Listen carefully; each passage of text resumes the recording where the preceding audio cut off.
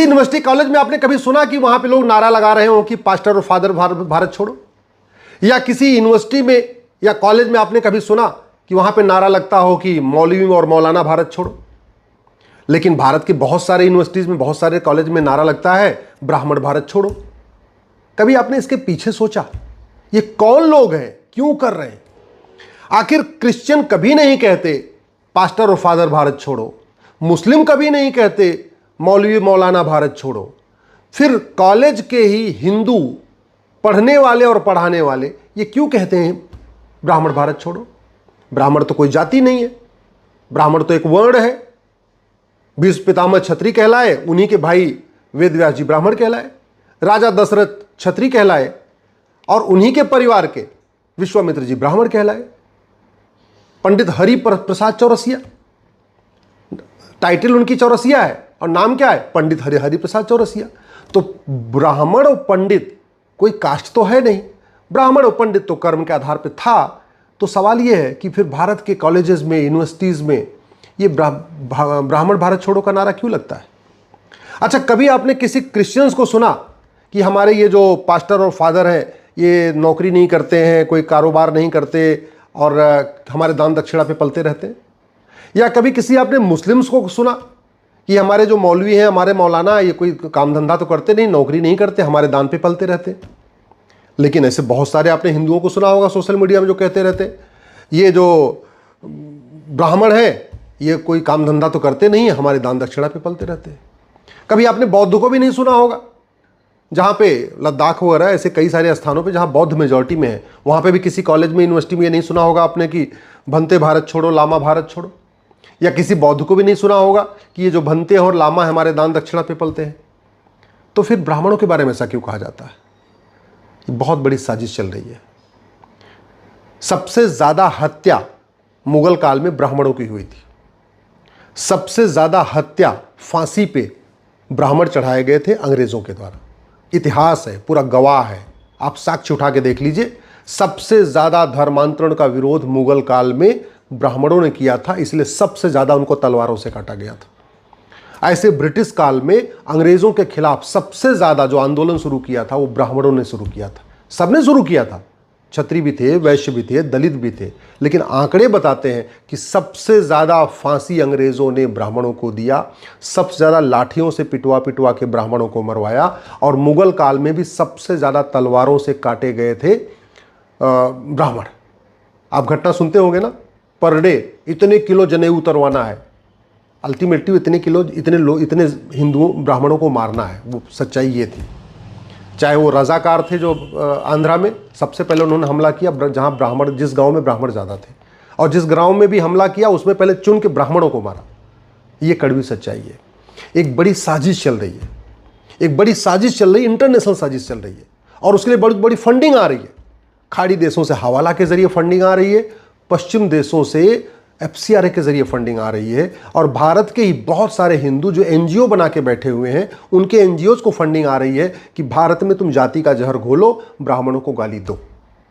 आखिर क्या कारण है कि जापान और कोरिया के राजा दलाई लामा का सम्मान करते हैं तो कोई कुछ नहीं बोलता, अमेरिका रूस के राष्ट्रपति पोप के सामने झुकते हैं तो कोई कुछ नहीं बोलता, अरब कुवैत के जो सुल्तान हैं वो मौलवी के सामने झुकते हैं तो कोई कुछ नहीं बोलता, लेकिन भारत के राष्ट्रपति, उपराष्ट्रपति, प्रधानमंत्री अगर ब्राह्मण के सामने झुक जाए, ब्राह्मण मतलब किसी संत के सामने झुक जाते हैं तो पूरा बवाल हो जाता है। क्यों? सोचा कभी आपने? बहुत बड़ी फंडिंग आ रही है भारत को बर्बाद करने के लिए।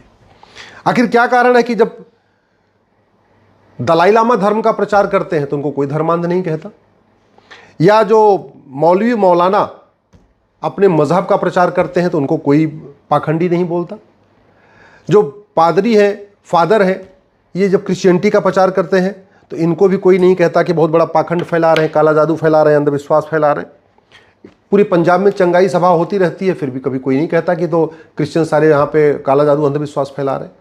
फिर ब्राह्मणों के ऊपर काला जादू अंधविश्वास फैलाने का आरोप क्यों लगाया जाता है? ये सनातन धर्म को तोड़ने की बहुत बड़ी साजिश चल रही है, और ये साजिश फ्री में नहीं हो रही है, बहुत बड़ी उसके लिए फंडिंग आ रही है। ये यूट्यूब पे, ट्विटर पे, फेसबुक पे, इंस्टाग्राम पे ये जो ब्राह्मण भारत छोड़ो, ब्राह्मणों को खदेड़ो, ये फलाना है, ये तो विदेश से आए, हम यहाँ के मूल, ये जितनी बातें की जाती हैं सब पैसे के लिए की जाती हैं। इन सबको फंडिंग होती है, किसी को डायरेक्ट फंडिंग होती है, किसी को उसके एनजीओ को फंडिंग होती है, किसी को उसकी बीबी के नाम पे एनजीओ है, किसी का उसके बाप के नाम पे एनजीओ है, किसी का उसके दोस्त के नाम पे एनजीओ है। सब मिला के फंडिंग हो रही है। खाड़ी देशों से हवाला के जरिए हो रही है, पश्चिम देशों से FCRA के जरिए हो रही है। आखिर क्या कारण है कि जब ये पास्टर और फादर वन गॉड की बात करते हैं, वन बुक की बात करते हैं, तब तो कोई नहीं कहता कि भैया ये तो हेट स्पीच फैला रहे। मौलवी और मौलाना एक खुदा की बात करते हैं, एक होली बुक की बात करते हैं, एक मजहब की बात करते हैं, और यहाँ तक कहते हैं हमारे में जो आएगा वो पाक, जो हमारा मजहब नहीं मानेगा नापाक। तब भी कोई उनके बारे में नहीं कहता है हेट स्पीच फैला रहे। वहीं ब्राह्मण, संत, शंकराचार्य, महामंडलेश्वर, आचार्य वसुधैव कुटुंबकम की बात करते हैं, जननी जन्मभूमिष्य की बात करते हैं, सर्वमंगल मांगल्य की बात करते हैं, सर्वे भवन सुखने की बात करते हैं, फिर भी कहते हैं ये तो पाखंडी हैं, ये तो ये हैं, ये तो ये हैं, ये तो दान ले रहे हैं, ये तो चंदा ले रहे हैं। अभी आपने सुना होगा यूपी के एक बहुत बड़े तथाकथित बड़े नेता हैं, समाजवादी हैं, उन्होंने बोला कि फलाने जी तो बहुत पैसा लेते हैं जी, 50-50 लाख रुपए लेते हैं। कभी आपने सुना किसी मौलाना के ऊपर आरोप लगाया गया हो कि जो जलसा करते हैं, जो ये अपनी तकरीरें देते हैं, उसके लिए पैसा लेता हो? किसी पादरी के ऊपर आरोप लगाया गया कि भैया ये जो बीच बीच में पूरा ये पास्टर पादरी जो ज्ञान देते रहते हैं, बड़ी सभाएं करते हैं, वो भी पैसा लेते हैं? नहीं। हाँ, ब्राह्मण पैसा लेते हैं, बस ये उनके दिमाग में है। क्यों? क्योंकि उनको पता है कि ये ब्राह्मण जो है ये सनातन धर्म और उसमें एक बीच में दीवार बन के खड़ा हुआ है। मुगल काल में भी दीवार बन के खड़ा था, ब्रिटिश काल में भी दीवार बन के खड़ा था, और आज भी दीवार बन के खड़ा है। और दीवार गिरा दो, फिर सनातन अपने आप खत्म हो जाएगा। आखिर क्या कारण है कि लोग कभी बाइबल के ऊपर कोई बात नहीं करते कि बाइबल में ये लिखा, ये लिखा, ये लिखा? कभी सुना आपने?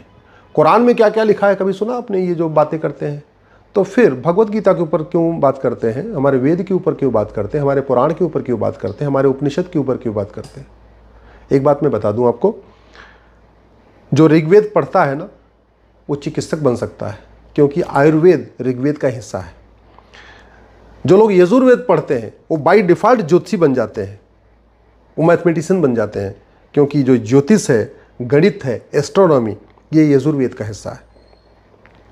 जो लोग सामवेद पढ़ते हैं वो संगीतज्ञ बन जाते हैं, क्योंकि जो संगीत है ये सामवेद का हिस्सा है। जो महाभारत पढ़ते हैं उनको पॉलिटिक्स बहुत अच्छी तरीके समझ में आ जाती है। जो राजनीतिज्ञ बनना चाहते हैं, अगर वो महाभारत पढ़ें तो अच्छे बड़े सफल राजनीतिज्ञ बन जाएंगे।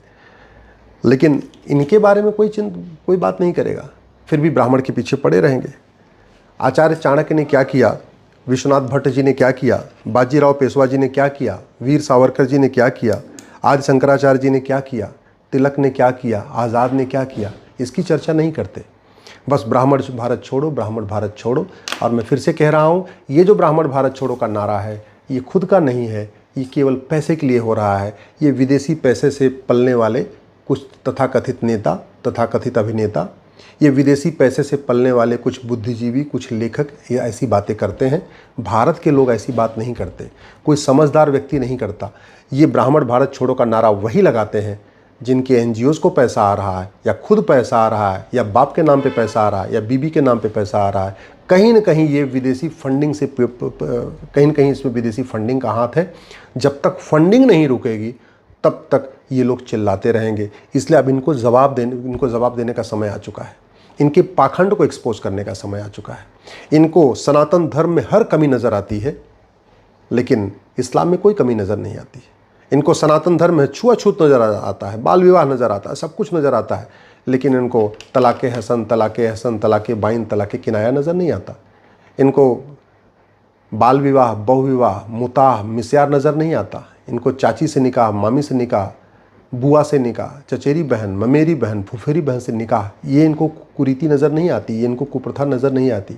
इसलिए ऐसे ओट जीवी, नोट जीवी पाखंडियों से बचिए, ऐसे दलालों से बचिए जो पैसे के लिए सनातन धर्म को तोड़ने की कोशिश कर रहे हैं, जाति के आधार पर तोड़ने की कोशिश कर रहे हैं, भाषा के आधार पर तोड़ने की कोशिश कर रहे हैं, क्षेत्र के आधार पर तोड़ने की कोशिश कर रहे हैं, पंथ के आधार पर तोड़ने की कोशिश कर रहे हैं, अगड़ा पिछड़ा बना के तोड़ने की कोशिश कर रहे हैं। ऐसे ओट जीवी, नोट जीवी पाखंडियों से बच के रहिए, इनको एक्सपोज करिए, और अगर ये दोबारा कुछ बोलें तो इनको जवाब देना शुरू करिए। सोशल मीडिया में भी जवाब दीजिए, और अगर आपके आसपास कहीं दिख जाएं तो इनको वहां भी घेर के इनसे सवाल पूछिए। जब तक आप सवाल नहीं पूछेंगे, ये सनातन धर्म को कमज़ोर करने की कोशिश